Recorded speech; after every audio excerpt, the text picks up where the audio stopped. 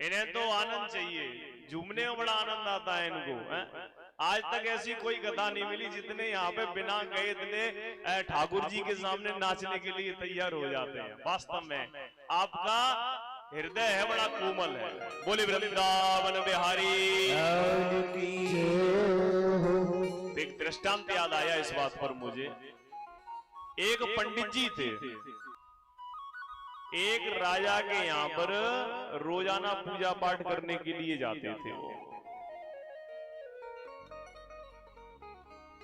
रास्ते में एक तालाब मिलता था, उस तालाब में उनकी धोती भीग जाती थी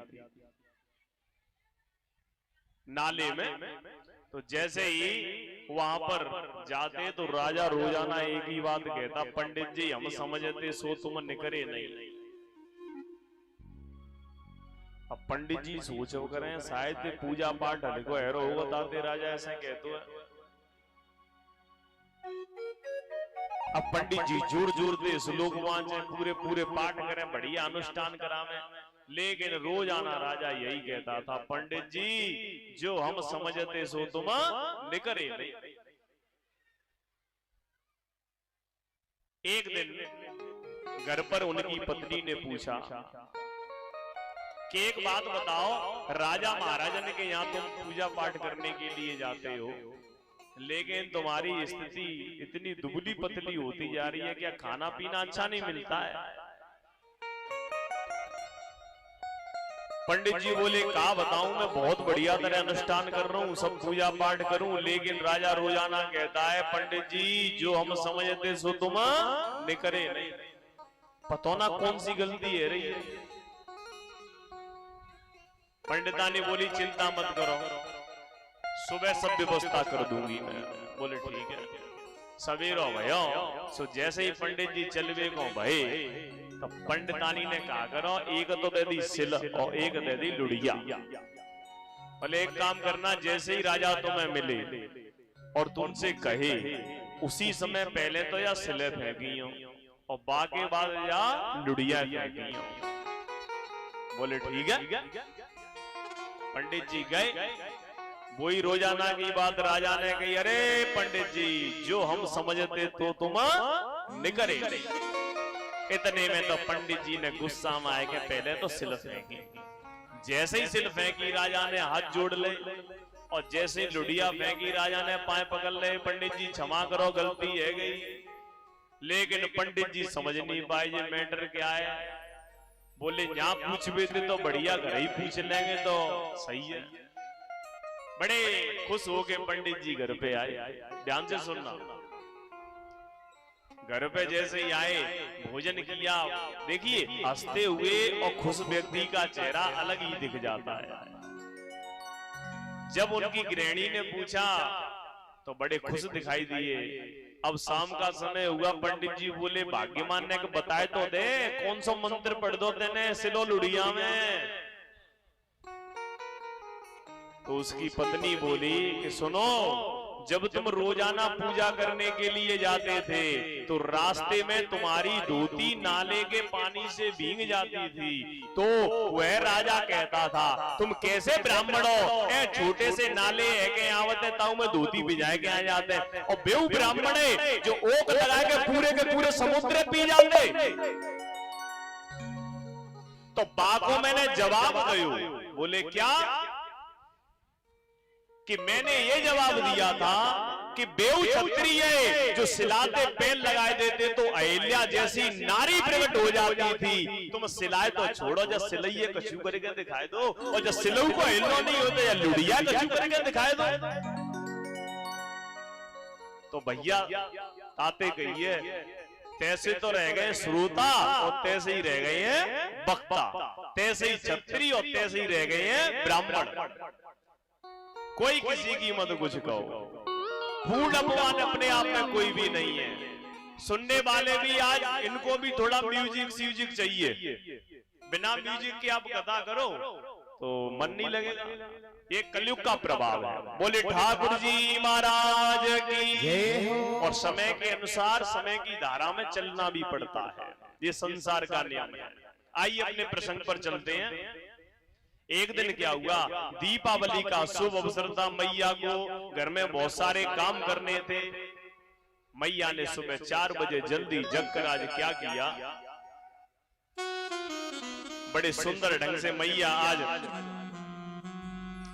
लाला के लिए, देखिए मनसा वाचा कर्मणा, 3 प्रकार की स्थिति होती है मनुष्य की। मन में क्या चल रहा है, बाड़ी पर क्या है, और कार्य हम क्या कर रहे हैं। लेकिन मैया ने मन से भी किसकी याद कर रही है, अपने लाला की याद। वाचा, वाणी से क्या कर रही है, आपकी तरह थोड़ी है लाइट चली है तो चुपचाप ऐसे देखते रहते जैसे फोटो खींच रहे हो क्या। मैया भजन गा रही है, कब, जब मट्ठे को चला रही है तब, और बाणी से भजन गा रही हैं, और हाथों से यानी कर्मणा कार्य क्या कर रही हैं, अपने गोविंद के लिए माखन निकाल रही हैं। तुरंत मेरे कन्हैया जी ठुमुक ठुमुक करते हुए आए और मेरी मैया के पास आकर रई को पकड़ लिया। मैया मैं माखन लेंगो, मो भूख लगी है। मैया बोली लाला थोड़ी देर रुक जा, थोड़ी देर में वही माखन निकलेगो तब तू ले लियो। नहीं मैया अबई लेगो, मोई अबई माखन चाहिए, यही मेरे चाहिए। मैया बोली दारी के अबई जामे ते माखन निकसो ही ना है तो कैसे दे दे। नहीं मैया बाल हट, अबई चाहिए, यही मेरे चाहिए। मैया ने सोची ये जिद कर रहा है, तो कभी कभी माताएं बड़ी होशियार होती हैं, जब बच्चे जिद करते हैं तो किसी न किसी और बहाने में लगा देती हैं। मैया ने कहा लाला, बोले हाँ मैया, कि देखियो चंदा मामा। जैसे ही चंदा देखा, अब माखन को मेरे ठाकुर जी भूल गए। अब तो मैया की धोती को छोड़ पकड़ के बोले मैया मुझे तो चंदा ही चाहिए, अब मैं चंदा ले लूं। मैया बोली दारी के जो दीख जाए सोई मांगू है। अब तो मेरे प्रभु जी लेट गए जमीन में और कहने लगे मैया मुझे चंदा चाहिए, अबई चाहिए। मैया ने सोची, कभी कभी मैया होशियार भी होती हैं, बुढ़िया चंदा दे रही है कि ना। मैया ने एक पानी में परात में पानी रखा तो चंद्रमा की परछाई दिखाई दे गई उसमें। लाला देख जीरो चंदा, लेकिन ठाकुर जी कम होशियार नहीं है, एक ही छपाक से जैसे ही परात के पानी कहाँ है चंदा। अरे दारी को बड़ो होशियार है जो। तो मैया धमकी दे रही है। जैसे ही मैया ने फटकार लगाई तो गुस्से में जाकर एक कोने में जाकर मेरे ठाकुर जी बैठ गए और मैया की तरफ देख रहे हैं, बार बार कह रहे हैं, टेढ़ा मुंह करके दे रही है चंदा के नाय। मैया बोली नाय दे रही, दारी के बता तू क्या करेगो। कन्हैया बोले सुरभ को पे पान न करियो, बेड़ी सिर ना गुथाओ। मैया मैं तेरी गाय का दूध नहीं पीऊंगा और ना ही मैं तुझसे चोटी करवाऊंगा। मैया ने कही दारी के वैसे ही तेरी पसुरिया पेट में मिल रही है, दूध नहीं पिएगा तो और शुगर है जावे वो। मैं दूध बलराम को पिला दूंगी, चोटी में बलराम की कर दूंगी। लेकिन जब मैया ने ज्यादा गोविंद को रूठते हुए देखा तो मैया मेरे गोविंद से ज्यादा देर दूर नहीं रह सकती हैं। मैया ने आज गोविंद को अंक में भर लिया और बोली कि लाला कि ब्याह कराए दो। तो जैसे ही ब्याह की बात सुनी अब तो चंदा भूल गए मैया, अब तो ब्याह कराए दे, मुझे बहू चाहिए। तो कहते भी है ब्रज में बड़े सुंदर भाव से, मैया ब्याह मेरो करवाए दे, मरगट माथे पे लगवाए दे।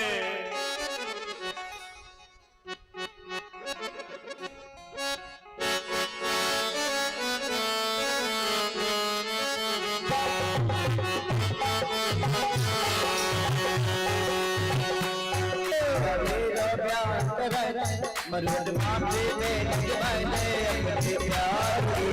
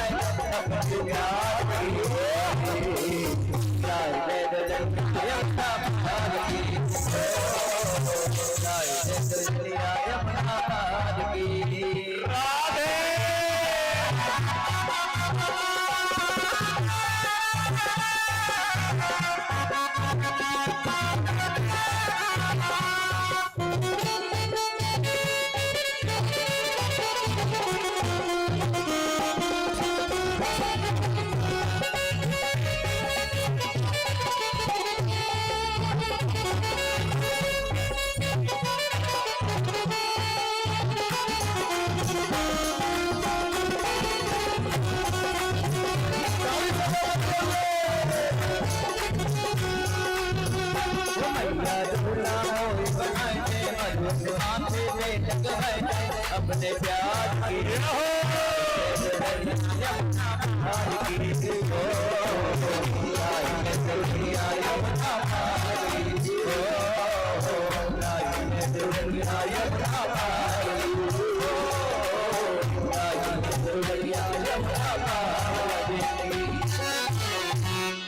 बोली बाकी बिहारी लाल की। आज जैसे ही मैया से पूछा, मैया ने कहा दारी के तो अवई बहू चाहिए। बोले हाँ मैया वही चाहिए। मैया ने कहा कैसी चाहिए? कन्हैया जी बोले ऐसी दिब्बा दे मैया ते जिम में आ जाए। अरे दारी को गुड़िया की बात कर रहा है। मैया ने आज एक छोटी सी गुड़िया लेके गोविंद को दे दी। आज गोविंद उस गुड़िया के साथ खेलने में लग गए और मेरे गोविंद मचल गए और आज मैया की गोद में चढ़ गए और मैया आज गोविंद को स्तनपान करावे लगी हुई है। माँ देखिए मैया बड़े ही भाव से स्तनपान करा रही है। लेकिन आजकल बुरा मत मानना, कुछ माताएं अपने बच्चों को स्तनपान कम कराती हैं। एक महीना को 2 महीना को बच्चा है नहीं पावे वो तब तक वाके मुंह में भैंस के दूध की बोतल ठूस देंगे। फिर बूढ़े होके कहते हैं हमा मोड़ा मनते प्रेमी ना का तो प्रेम कहां दे करते को दूध तो भैंस को पियो, प्रेम तुम दे कैसे करेगा भाई है? यानी जो माए जिनका ममता, देखिए जब परमात्मा ने उस दूध को उस बच्चे के लिए भेजा है तो कायदे से उस दूध को पिलाना चाहिए, क्योंकि जो मां के दूध में जो चीजें बच्चे को मिल सकती हैं वो किसी और दूध में नहीं मिल सकती हैं। तो अपने शरीर की सुंदरता के चक्कर में बच्चों के साथ इस प्रकार का व्यवहार ना करें, बच्चों से प्रेम करें और परमात्मा की कृपा से। देखिए जब बच्चे पैदा होते हैं तभी ठाकुर जी दूध क्यों देते हैं? क्योंकि वह उनका भाग है और किसी के भाग को छोड़ना अच्छी बात नहीं है। बच्चों को ज्यादा से ज्यादा समय दें। आज ही हमारी समाज में बहुत बड़ी समस्या चल रही है, हमारे समाज में नहीं, ज्यादातर यही समस्या चल रही है। एक तो माता पिता बच्चों को समय नहीं दे पा रहे हैं क्योंकि उनको खुद टाइम नहीं है मोबाइल चलाने से। मैंने कई लोगों को, ऐसे लोगों को देखा है कि माँ जब दूध पिला रही है बच्चे को तो मोबाइल देना, जरा मोबाइल तब दूध पिएगा। आप बता, मोबाइल देख के दूध ये पिएगा? अभी से मोबाइल की बात मानना है तो क्या गारंटी है कि बड़े होके वो तुम्हारी बात मानेंगे? यानी बच्चे को माँ बाप की जरूरत नहीं है, मोबाइल की जरूरत है। तो आगे बच्चों का भविष्य कहां जाएगा, एक बार इस पर विचार करके अवश्य देखना। और बच्चा ज्यादा भैंस का दूध पिएगा तो फिर भैंस के बच्चे की तरह ही सोएगा, पैर फैला के आराम से। प्रयास करना चाहिए ज्यादा से ज्यादा गाय के दूध का प्रयोग करें, क्योंकि गाय का जो दूध होता है उसमें, गाय के बछड़े को देखा है, गाय का बछड़ा पैदा होते ही कितनी जोर से एकदम छल होता है उसके अंदर, और भैंस के बच्चे को देखना कभी, बेचारा ऐसे ही खड़ा रहता है शुद्ध बुद्ध सा। बोले ठाकुर जी महाराज की। तो इसलिए बोतल का दूध नहीं पिलाएं, और नहीं तो बच्चा फिर बोतल ही पिएगा बड़ा होके, ध्यान रखना। जय जय श्री राधे। अचानक दूध पीते पीते मेरे गोविंद बोले, मैया एक बात पूछूं?